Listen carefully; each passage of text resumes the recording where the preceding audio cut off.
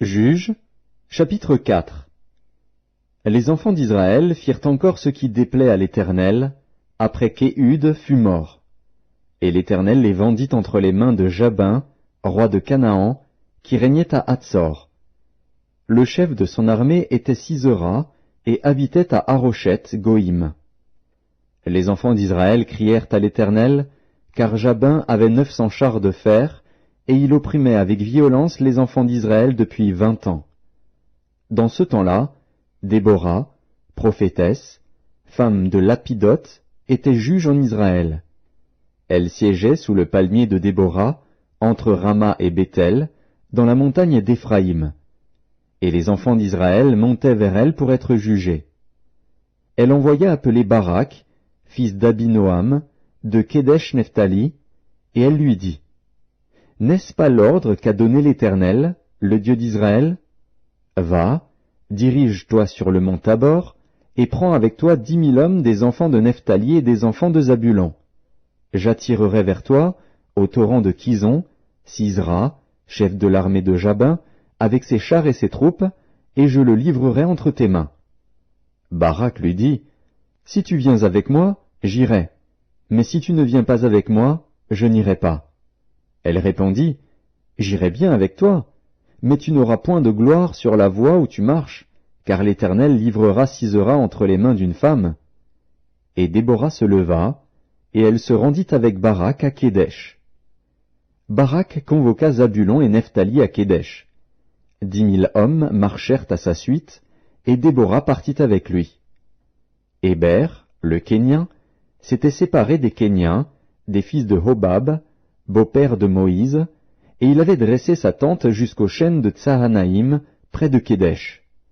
On informa Sisera que Barak, fils d'Abinoam, s'était dirigé sur le mont Tabor. Et, depuis Haroshet-Goïm, Sisera rassembla vers le torrent de Kison tous ses chars, 900 chars de fer, et tout le peuple qui était avec lui. Alors Déborah dit à Barak, « Lève-toi, car voici le jour où l'Éternel livre à Sisera entre tes mains. L'Éternel ne marche-t-il pas devant toi ?»